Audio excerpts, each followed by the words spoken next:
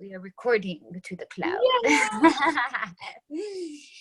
Welcome to the Ganja Yoga Book Club call.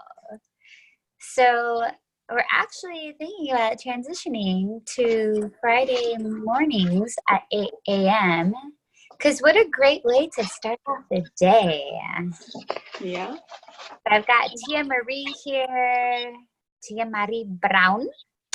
And we just woke up. I set my alarm for 3:33 every morning for the last 6 days. And this is my 6th day in a row of morning sadhana. This is Tia's, what? You've started 2 weeks ago on and off? Yeah, I missed maybe 3 total. It's pretty impressive. Yeah. So the reason why I share this is because, we're reading the book, Becoming Natural, and we're pretty much to the end. We're on the chapter called Project Coherence, Making a Better World. And there's been a few things in here where I'm like, oh my God, that totally explains what's happening in our morning meditation. So I'm excited to jump in and start talking about this. Yes, indeed. And it's a really short chapter too. Mm-hmm. Yeah, that's always helpful. And I feel like after reading this, the things that we're creating in Ganja Yoga is many peace gathering projects that he explains in here, and just being in alignment with the cycles of the earth and so much more. And it's being created through the different events that you have, everything that, I don't know why I can't form sentences. I think because we've been up since 3:30 this morning. I gotta say that waking up this early, I have been so proactive in getting moving forward with projects that as soon as I get off this call, I'm gonna have lunch and I'm gonna have the most delicious, yummiest nap. And Yes. naps are essential. And I'm not gonna go off on a tangent. I'm gonna stay focused. But if you're listening to this, please be compassionate towards us. We're high on meditation right now. Yeah, it's the best high ever. But that speaking of, I love what you just shared about, Ganja Yoga, our Wednesday night ritual. And, another thing that I'm excited to talk about is our collaboration with Sing to the Earth. Yeah. And that being another peace gathering of just loving on the earth and sharing songs and movement so that we can have a deeper connection to ourselves and have a deeper connection to nature. And they talk about this. Yeah. So instead of, let me start with the first page of chapter 13. On the first paragraph, it says, we're living in a time of extremes. And these extremes are both a reflection of an old consciousness that can no longer survive and a future consciousness in which planet Earth herself and all of us on Earth are transforming. This old consciousness is driven by survival emotions like hatred, violence, prejudice, anger, fear, suffering, competition, and pain. Emotions that serve to seduce us into believing we are separate from one another.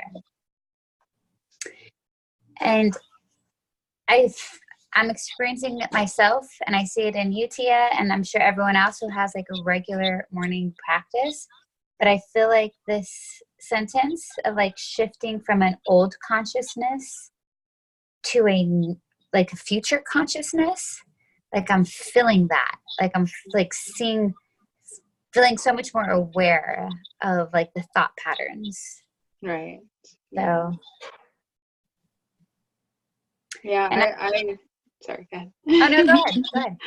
I was just gonna piggyback off of that. I see it.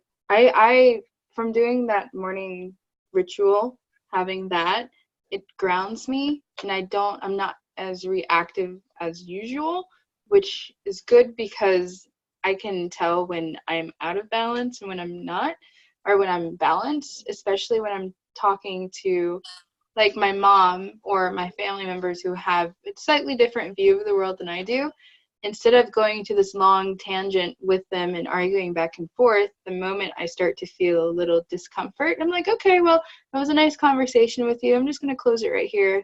You know, it's making me make healthy boundaries where it's like, okay, I don't want to go there with you, and let's bring it back. So that's been very helpful, keeping me balanced and not falling into the same old habit of arguing back with them, or however it is. What you said just reminds me of the Schumann resonance, which we're going to talk about later, because that comes in later in the chapter. And I could have sworn he's mentioned the Schumann resonance a few times, and I realized that even though I've read on it, I wasn't remembering it. And this time I read it again right before our call, and it makes a little more sense. So I'm excited to talk more about that. Yay. There's this other part, same page, next paragraph.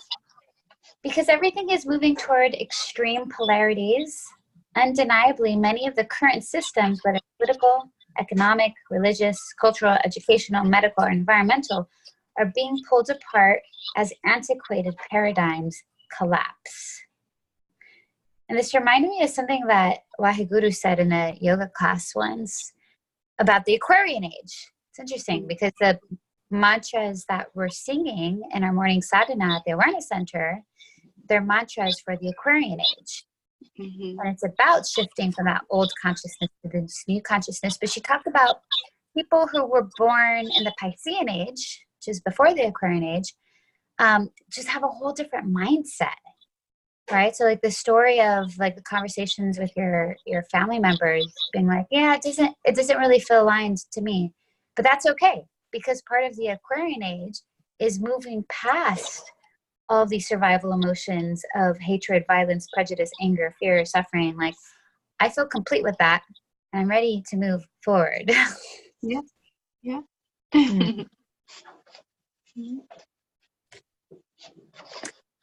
So I like that he always provides like statistics. I want to move forward to page like 288 and 289, where he talks about the history of peace gathering projects. And he did some research, and the results, I'm going to read it's like the fourth line under history of peace gatherings. The results have consistently demonstrated a positive effect in the immediate reduction of crime, warfare, and terrorism by an average of greater than 70%. Now, this is when they did research on peace gathering projects. And this is done for more than like 50 demonstration projects and 73 peer-reviewed scientific studies. And basically, when a group of people come together with a specific intention or collective consciousness to change something or to produce an outcome, if they create it with the energy and emotions of peace, unity, or oneness without physically doing anything, that unified community can produce changes 70% of the time. Wow. So we should be doing this more every day. No, I'd like to believe that we are doing it right now. Yeah. And I realized at this cacao ceremony that I led at a Black temple, BLK temple, we had picked a spirit animal card, and it was parrot, and it was like, watch your words, right? The message. And I had made a comment. I was talking about Dr. Joe Dispenza's book, and I mentioned this statistic about how like when we come together with a unified intention of raising the vibrations, how it has the effects to like decrease all this stuff by 70%. And I asked, why aren't we doing that? And I retracted my words, because I realized, why aren't we doing more of this? And I realized we are doing, in that very moment, sitting, we're all connecting to our heart center. We were doing it in that moment. And having this conversation right now, Tia, we're doing it. That's So, true. so we're doing it. Already done. Done, Exactly. Joe. We're done. We already got it done. And we do it every day, just how we show up. And, you know, if I'm driving and someone cuts me off and like throws me the finger or something, you know, instead of in my previous years being like, now I'm like, oh, man, peace, man. Just love and peace. You can be like the guy from that movie. Whoa, man. I forgot what movie it was. It was some movie we watched, but funny. Yeah. Mm-hmm. Well, so on that next page, she's talking again about the, he gave a specific example in Lebanon. This was really interesting. It was a Lebanon Peace Project, which brought a group of meditators together in Jerusalem. This is back in 1983, to demonstrate the radiating influence of peace. And I gotta say, reading this book has inspired me to start embracing my spiritual name more. Because when I did my Kundalini Yoga teacher training, I received the name Sukpal Kar. Kar is the goddess, the lioness. And then Sukpal is like, Pal is like friend, and Suk, it's like the lioness of God whose best friend is peace, right? So I actually have, that's something that the more I use Sukpal, the more I embody the energy of peace. Right. So I'm like, I can get down with that. I was resistant for 10 years to use my spiritual name and my middle name. And in the last few months, I'm taking it on. So, anyways, we were talking about Lebanon. Lebanon, radiating influence of peace. Let's see. So so this, I feel my brain slowing down. It happens. No pressure. No worries. You want to take a breather? Be peace right now. I'm just gonna radiate peace right now. There you go.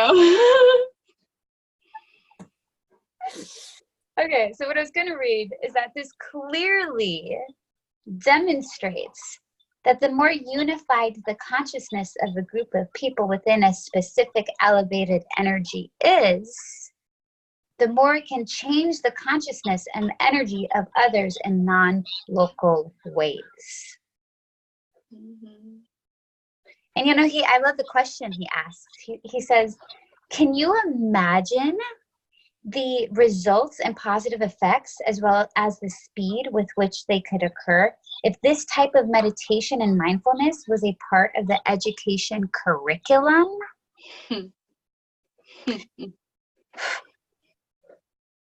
I have a teacher, Callie Wood. I studied kids yoga with her, and it was such a great program. And basically, what she has an organization. I think it's called School. It's an acronym for I forget what. I should look this up. School Callie Wood. And what I so love and appreciate about her is that she teaches kids yoga in schools. It's just a 20-minute experience, and it's incredible. And I'm like, I hear as a woman who is doing her best to implement that, because a lot of it is mindfulness, having a calm heart. So I just want to give Callie Wood a shout out for the work that she's doing, because I would love to see more of that.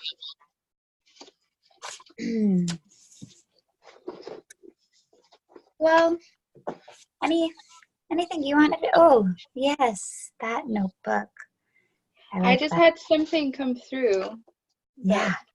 We should, I like this, but I think we should do a podcast of this. We don't need to see each other's faces, but I think a podcast would be That would be pretty cool. That would be really cool. Yeah. You know, especially since it's only been the two of us. You know, last month, me and Jesse went to this place in East LA where it's what is it? It's Latina America, and it's a lot of stuff you would love. They have a whole bunch of Frida stuff, little boxes, and then a whole bunch of feminist stuff. A whole, like, it's really lovely in there. And then they have a podcast booth that you can sign up and use for free. What? So, yeah, I wanted to do that I didn't know what I would use it for, but I was like, I want to go in there for something. I just don't know what. And then it just came to me just now. I was listening to you. I was like, podcast?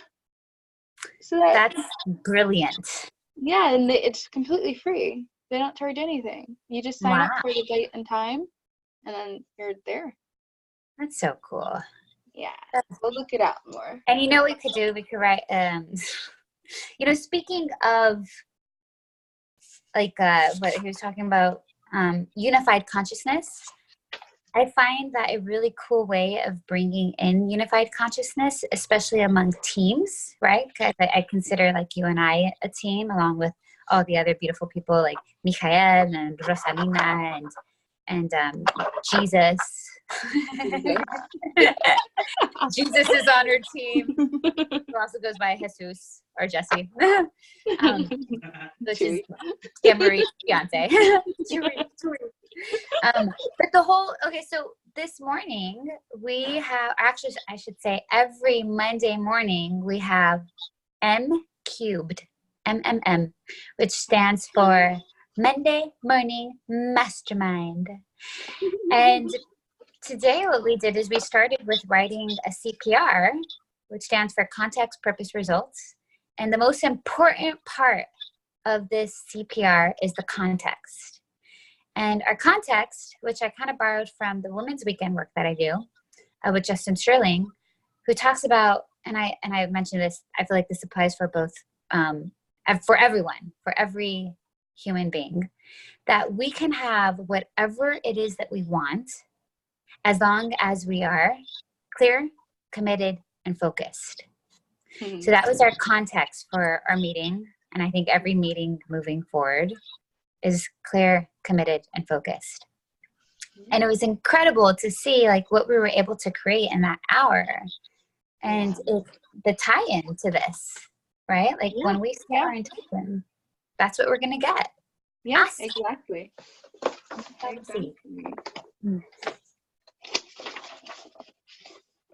I need a breather. Let's take a breather. I would like to talk about the next part where he mentions his relationship to solar cycles. So, what I think would also, if we're talking about peace gathering projects and making a better world, one of the things that I've been working on in my mind is having earth ceremonies that line up with the solar cycles and where we are in the atmosphere, so that we can get that energy moving. So I was thinking every quarter, every season, having a big event to celebrate earth ceremony, however that might look, but it gets people together, gets people thinking and more connected with the earth, because I feel like a lot of the stuff I learned about the world and energies, I looked for it, but it was a lot in astrology, and it doesn't have to deal with astrology, but just noticing the different energies that make a plant or a fruit bear fruit, or if it's the winter time, just focusing on that aspect of wintertime means closing in and going within, and then spring is blooming and being out there, and a way to celebrate that, like people used to do, like our ancestors, all the time. I want to make that more common. Like, I want it to be a common thing where we're able to do that. I feel like that's part of the piece, because he's talking about the electromagnetic fields.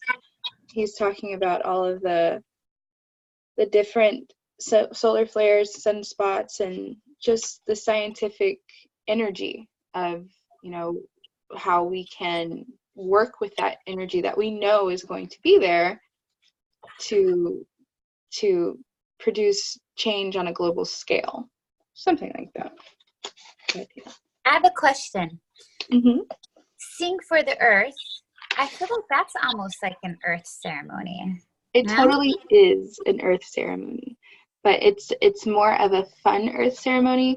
The one I'm thinking about for this is an Earth ceremony that teaches you like about the Earth, and you honor it in a slightly more formal way, but not too formal, but just, I feel like Sing for the Earth is really fun and gets your energy pumping, but this part of it would be the educational part that we would integrate into Sing for the Earth.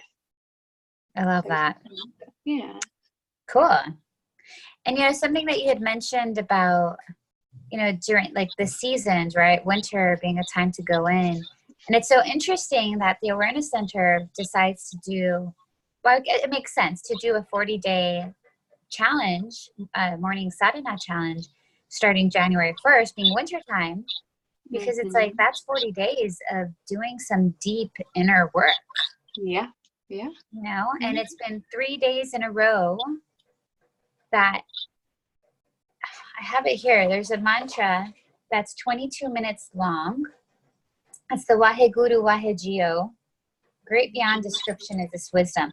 And basically every, like in the last 3 days, it just has unlocked these emotions, and I'm going to start crying. It's actually great because I don't cry very often. So it creates a space for me to allow the tears to move. It's beautiful. Yeah. But yeah, I was just thinking about like the winter, and there was something else that you said before that made me think of that I can't remember now. Actually, okay. So we were talking about the Earth's relationship to the solar cycles, right? Is that what we're talking about? Yeah. And something that I had highlighted is that first paragraph underneath it. And it had me thinking of the moon dance, right? Because, you know, Tia Marie and I have gone to the moon dance, or moon dancers, and they talk about like the sun. And, you know, in countless mythologies, including civilizations in ancient Egypt, Mesopotamia, the Mayans, the Aztecs, Australian Aboriginals, all of them have extolled the sun as worthy of worship, right? As well as a source of enlightenment and illumination and wisdom. And no matter the location, most cultures have recognized the sun as a prime controller of all life on Earth, because without it, life here cannot exist. Right. And it's the same with the moon. Without the moon, we cannot exist. Mm-hmm. That's true. Yeah. So I was like, all right, where's he going with this? Yes, the sun's important. It has energy that is used to power the Earth. And he continues on to talk about like the Earth's, actually, and then that's when eventually I made the connection during the Schumann resonance. But before I jumped to the Schumann resonance, it was so cool because on page 293, he talks about the age of Aquarius in that last paragraph. Yeah. Mm-hmm. You know, he talks about how in the past decade, much has been said about how the solar energy is affecting the planet and all of life that inhabits it. And even in 2012, when, you know, the doomsayers thought the end of the Mayan calendar, which correlates to the December solstice, meant at the end of the world was at hand. And so today, astrologers are talking about the age of Aquarius and how it's going to usher in a new awareness of for humanity. Right. So that's exciting. It's so funny. I used to have dreams about this, about the world ending, but not ending in like the way the movies portray it, like The Day After Tomorrow and those big earthquake movies where everything is a disaster. It's not going to be anything like that. It's the end of our old consciousness that no longer serves us, bringing in new awareness and new perspectives. And like, I feel like this idea of separateness and all of that stuff that we're talking about is coming to an end, and you come together to create a new way. In my dream, I was in, it was so weird. I had two dreams. One dream, I was back in the city. This was before I even left LA. I mean, before I left Richmond, Virginia. I was in Richmond, Virginia, walking around the place, and everything was gone. But all the buildings were still there. All the chairs, everything that was in those buildings was still there. And I was just walking like, oh, I remember this place used to be like that. And oh, I remember this place used to be like that. But there was no person, no body. It was just emptiness. And I was like, interesting. And then I had a dream a couple, maybe months later after that, where this darkness started coming over the world. And what I was told to do to get past that is to go within and just hold that space for myself. Well, the things that no longer serve are wiped away completely. And that when the light comes back, it's not like we're going to go into a dark age, but it's to go within so that you're empowering yourself. And then when you are there, the world is going to be different because it's a different mindset. Those are dreams I had a couple months ago, which makes sense with this right here for me. But where are you? Where'd you go, Marisa? I put it myself on mute because the heater in the background was making a lot of noise. I wasn't sure if it was distracting, but I said, that is fascinating. There's something that you said at the beginning about there being like a new way, right, of living. And it was crazy because on the hike that we did after our Ganja Yoga Sunday Fun Day potluck brunch, which is now going to be transitioning into a collaboration with Sing for the Earth starting March 1st, which will be every Sunday. Where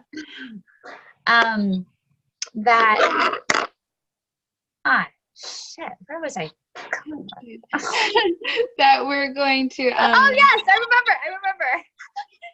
We were on a hike and I took my ukulele with me, and it was so beautiful to get grounded after that Sunday Fun Day. And we got to the top where there's a beautiful pond in Debs Park. And I don't know. Oh, that's how it came up, because starting next Tuesday will be the very first gathering of our Women's Council. Yeah. And, you know, we're going to have some really awesome women joining us and basically creating a space for connecting and for support and for whatever it is that we co-create. You know, I don't really have an agenda so much because I want this to be like everyone to kind of give their input and right. And oh right, and so there was this song that came up, and I was like, I really want to play this song for the Women's Council because it's kind of the so if you're familiar with the 13 grandmothers, I believe they have a website called 13 Grandmothers. And it's a collective of grandmothers from all over the world. It's the International Council of 13 Indigenous Grandmothers. And it's beautiful. And they have this song on their website called New Way by Imani and Friends. And it usually plays when you go directly to their website, or you cannot find it on YouTube. But it's beautiful because I feel like it can also even be kind of like a theme song for this book that we're reading. Because I'm gonna look it up on YouTube. 13 Grandmothers, New Way.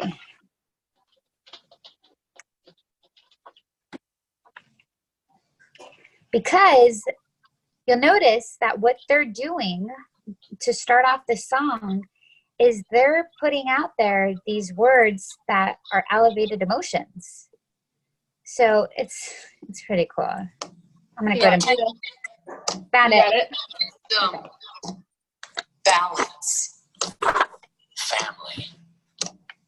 Peace. Peace. We ask only for mystery of the ethers. Yes, temporally. We ask you to become justice, guide for all humanity, to open up in grace, expression to the universal offerings with which we resonate. Vision. We call you from the mystery of the ethers. Yes, formally to become our highest self. We ask you to become, teach us to become guide for all humanity, to open up in grace, access our inner wisdom to the universal offerings with which we resonate. We call you forth from the mystery of the ethers. Yes, formally of all nations. We answer and we call, a guide for all humanity, to open up in grace, to the universal offerings with which we resonate. The seventh generation. We bring a new way to walk on the earth. We bring a new way to walk on the earth.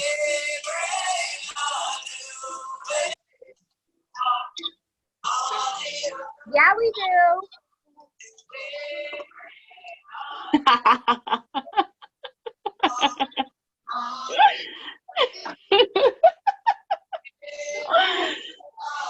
You look so happy.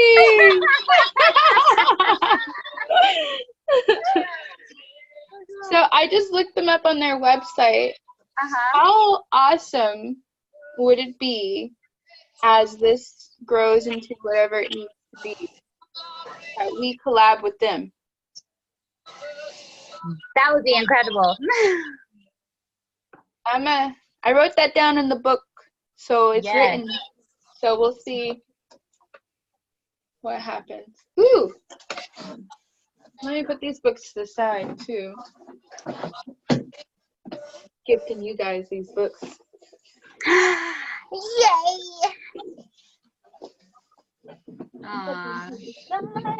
Alright, so I'm gonna fade out. Okay, that actually did a really great job of bringing my energy up. Good, yay! I really needed that. Okay, now I have enough energy to talk about the Schumann resonance. The Schumann resonance, it's a very fancy title. So, back in 1952, there is this German physicist and professor named W.O. Schumann who hypothesized there were measurable electromagnetic waves in the atmosphere, in the space between Earth's surface and the ionosphere. So basically, what does this mean, right? Because now it's getting sciencey again. And it's pretty much this, he describes it as a celestial power station that makes radio communications possible.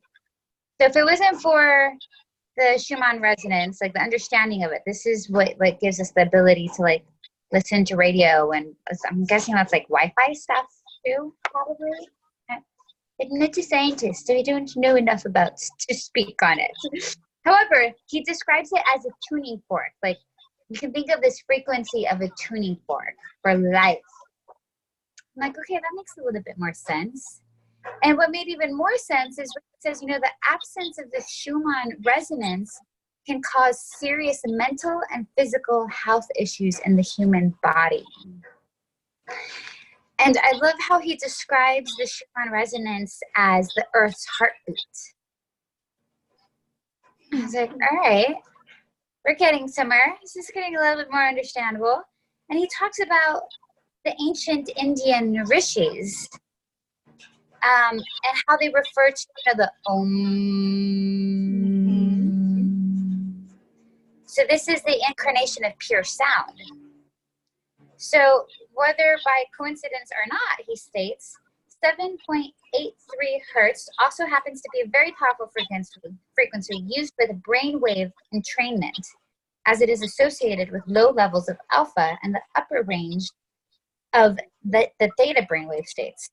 So it's in this range of brain waves that allows us to get beyond the analytical mind and into the subconscious.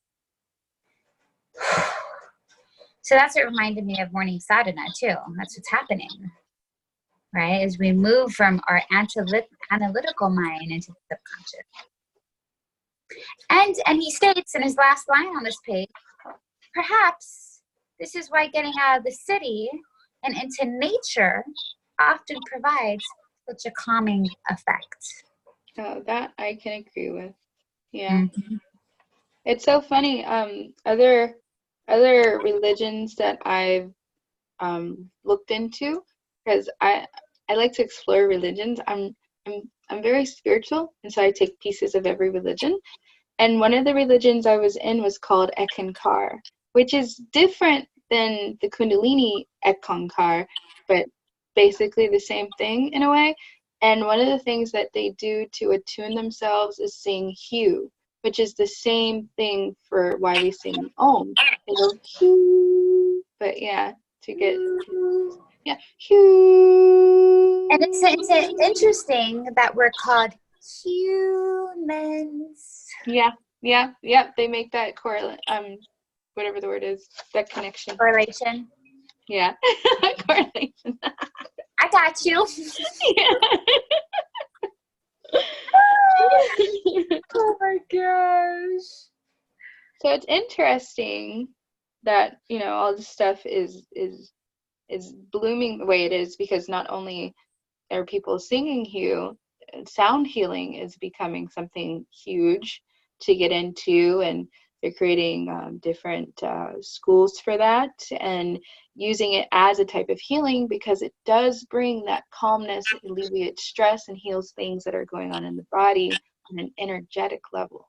So it's something. It's definitely something. Which is why I asked for Christmas for a crystal ball. Yes. Yes. What have you named her, by the way? Crystal.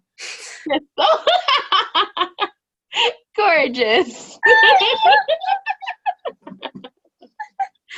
Just like got Harmony. The harmonium.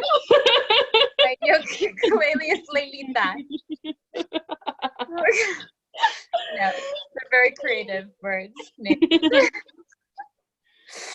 Oh my gosh. Well, there's just a few more things that I highlighted in this book that I wanted to touch on, which is, yes. So something that I really love and appreciate about like this kind of like having internet, whether it's a Zoom call, whether it's a podcast, is that it gives us a way of accessing a community beyond our local community. Because one of the things he talks about is, you know, if we could create a community of people scattered all over the world, with each individual intentionally raising the energy of their own personal field toward greater peace, isn't it possible that this community could begin to produce a global effect within the Earth's electromagnetic field? This intentional community could then create coherence where there is incoherence, and order where there has been disorder. I thought, how cool would that be? You know, we've traveled all over the world. I have friends in Australia. If we can like let part of, you know, these talks or podcasts have, and like we did it last week, and I want to do it again to close, but just like a heart meditation, right? Where we're literally raising our own vibration so that we can send that intention out into the world. So I thought that was cool. I remember what we talked about in our business meeting last night or yesterday, how you want to have more events, leadership events, things like that. I think this is part of that, so that those people who come to those leadership events can then go out and form their own community doing very similar things, or it's raising awareness, or you could collaborate with them and doing a meditation at the same time to do that very focus, which is raising the earth's consciousness. And if you plant seeds in every corner, and we all agree on the same time, how much easier would it be to do that in those times of distress, or those times of scariness, where it's like, okay, we're in that moment, let's all meet, it's an emergency, an emergency, whatever, let's get together and pray and resolve issues that way. And so they just did that for the fires in Australia. I remember they did a prayer for rain for Australia, and it was like people all over the world. And it was just like setting a day and time, and like whoever can join in, Right. And which actually brings me to the next part, which leads so beautifully into page 302, where you see this image of these two waves. There's one wave plus another wave. And basically what happens is when you bring these two waves together, it creates a bigger, more amplified wave. So the description underneath it says, constructive interference is when two coherent waves come together to create a bigger wave. Amplitude is the measurement of the height of a wave, and the higher the amplitude, the higher the energy. If a community of people are all gathered and are creating coherent electromagnetic fields, when their energies interfere, it makes sense that the energy of the room will increase. Yeah. And when I saw this image, Tia, I thought, hey, that's like me and that's you, and together. Yes. That's so cute. I was going to remind you when we did the recording early last week, and we saw the waves, and how when you sing the bowl too, those things. What Jessie taught me was that when you take the same exact signal and you put it together, it just amplifies it. And so when we just read this, I was like, hey, that's just like music. Wow. What does this mean? So that's interesting. I'm glad you brought that up, because for anyone who's listening, this will be my 4th year of the moon dance. And for whenever a woman completes her 4th year, it's like an initiation. It's a big deal. It's 4 years of going, committing to this powerful ceremony. And one of the things that we get to do is gift each of the dancers and the abuela something.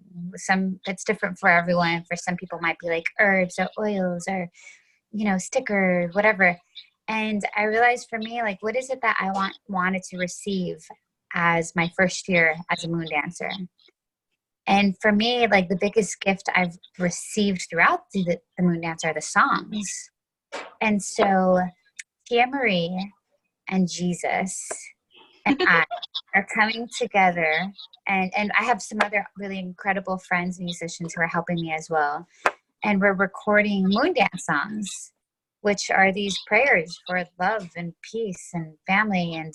And basically my hope, my prayer is that these songs will kind of be like this wave, like the more we share these songs, the more they go out there into the world, the more we're creating peace on our planet. So yeah.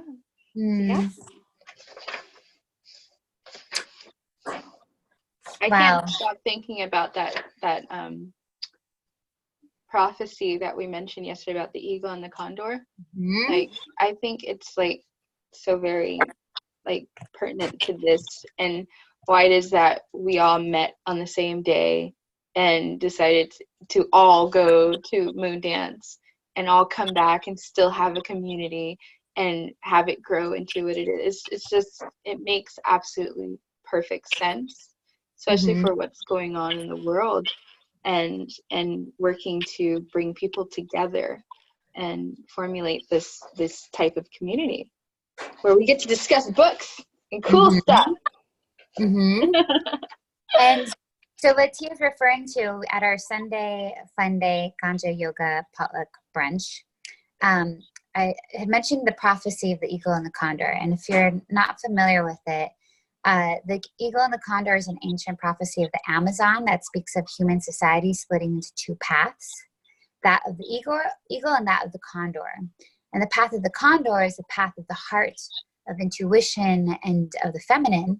And the path of the eagle is a path of the mind, of the industrial and the masculine.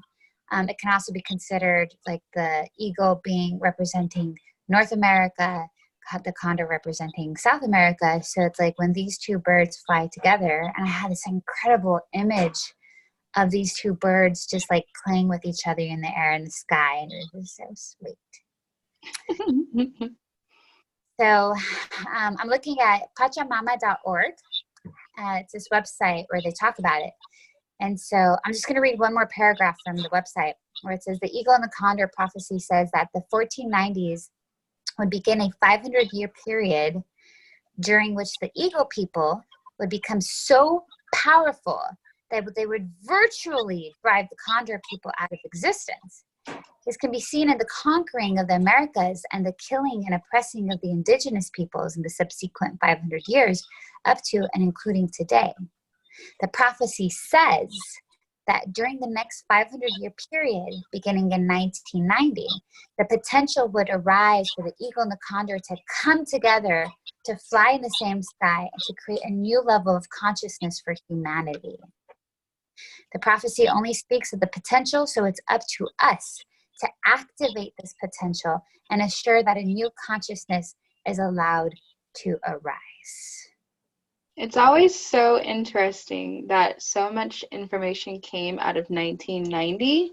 Like he even mentions during 1990 that he had, I forgot exactly what it said, but it stuck with me because I was born in 1991, and I've always felt that it was always something in me with my birthday being 1991 and then the other part being 212.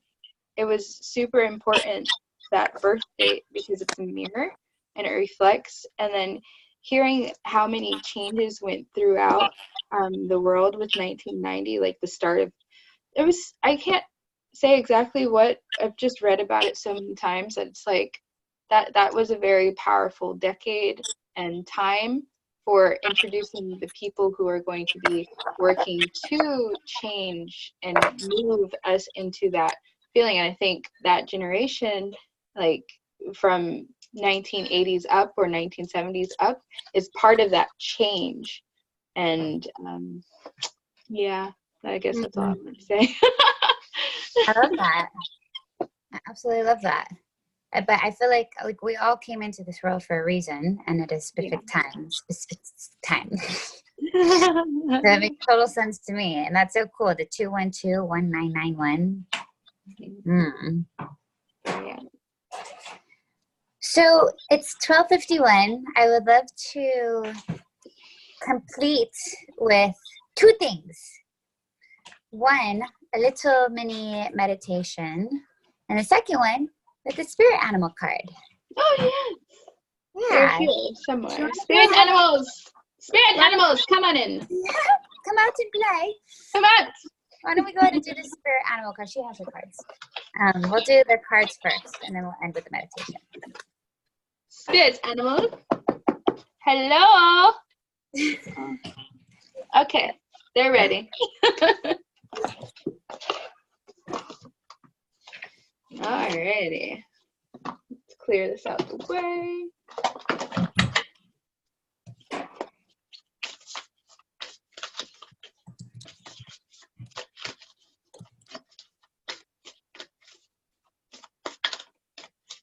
And by the way, I'm posting the article that I just read on the eagle, the prophecy of the eagle and condor, Nice. in our Ganja Yoga LA Facebook group.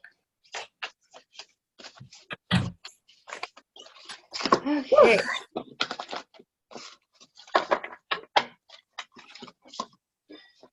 These are still new. They don't fan out like the other cards.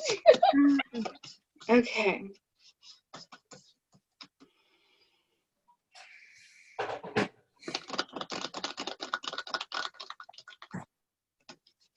You are here to guide us. What is that? Spider spirit. Spider spirit. Make your dreams real. Yay! Just thinking a spider because I had this visual when I was leading the cacao ceremony. When we picked the spirit animal card, we picked parrot. Right. And the conversation that opened up was so beautiful. And it was like one woman would say something and then would bounce back, but it was just such in flow, and it felt like we were weaving this web. Right. Yes, I remember you said that. Yeah. I'd love to hear the message. Here she is. The message is, make your dreams real. Weaving your dreams into the fabric of life begins with a single thread of intention, and then spirit joins you as your co-weaving partner. Take but a single step to make your dream a reality, and spirit will take 10 toward you, for the universe is designed to support your dream weaving. Spider spirit arrives when you need reminding of the awesome power of co-creation with spirit. Ideas and resources will begin to appear as if by magic as you begin to bring your dreams from the realm of intention into the world of the senses where they take form. The action you need to take is to be clear about your intentions, 2020 vision, clear about your intentions, and then act as if you have become the one that lives the life you desire. The web of creation has an uncanny way of coming together to weave the beautiful pattern you set in motion. Another message of Spider Spirit is about any creative project you may be considering.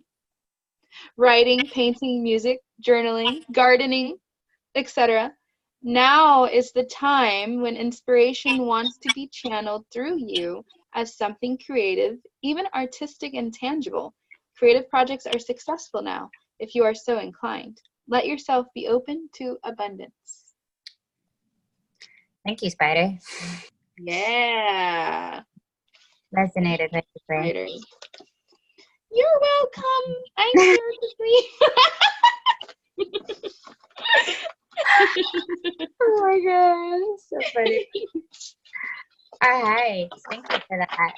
So I'm going to open up to page 306, which is where we have our Project Coherence meditation. So let's go ahead and you can close your eyes and start by acknowledging your heart. With focus and awareness, walk into that center. Open your focus. And begin to become aware of the space it occupies in space, as well as the space around the space, your heart. Then move as a thought and an awareness into the center of the earth and radiate your light beyond the earth and space.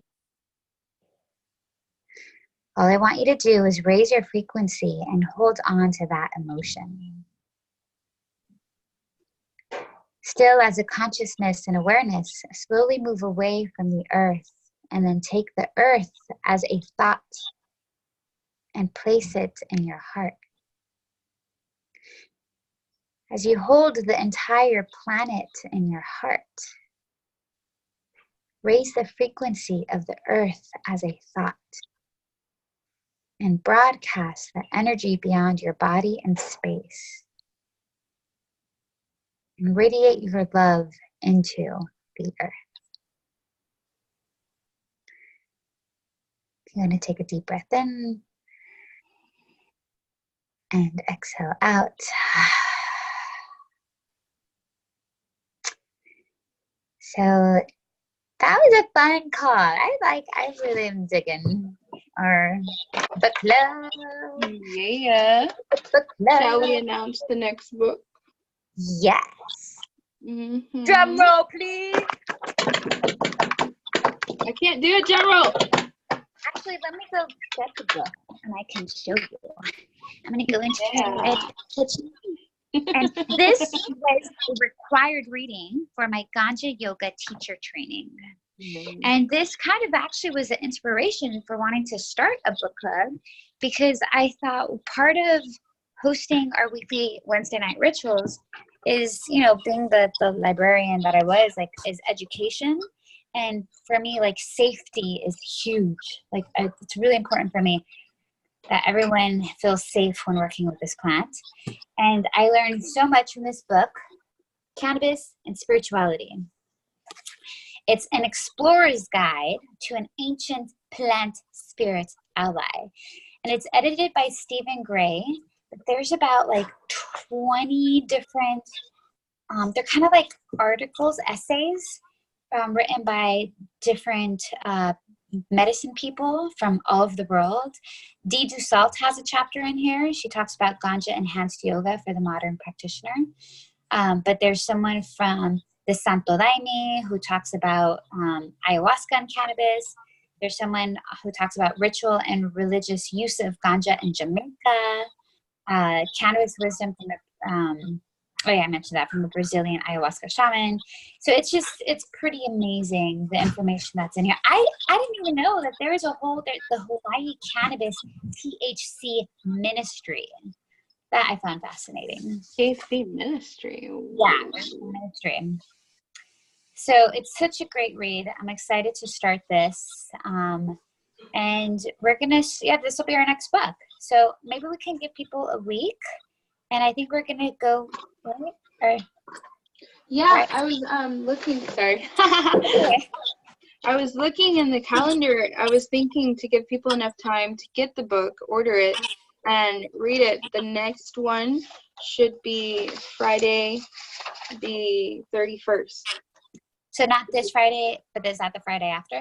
Not this Friday, because that doesn't give me enough time to read. Yeah. No, not this Friday, but the Friday after, though, right? Yeah. Perfect. Yeah. I like so that we're not skipping the Monday call, but we're moving it to that Friday instead of Monday. So Perfect. It's still in alignment. Yeah. Sweet. And it's 8 a.m. now, right? Yes. We decided to do it in the morning at 8 a.m. bright and early, where our minds will be fresh and we will be straight out of sadhana. So a little bit more awake than I am now. We might be able to have this call for the podcast on the 31st. Oh. And we could also do this too. So okay. I'm gonna look into it and see if we can, because all you have to do is call them and do the time. Look it in. Got it. And it'll be on the way home, kind of, from Saturday. Well, I'm looking forward to it, and I appreciate for anyone who's been listening along, and if you're interested, stay in connection. We have our next Ganja Yoga this Wednesday, and this is a special one because it's going to be with our friend Nick, who will be serving Hafe, and which I have worked with the two in combination, and it's a beautiful, beautiful combo. And it's optional. If you don't feel called to receive this shamanic snuff up your nose, it's not required. But it's a wonderful, wonderful combo. So anyways, thanks for listening. And we'll talk on not this Friday, but next Friday. Yep. All right. Bye. Bye.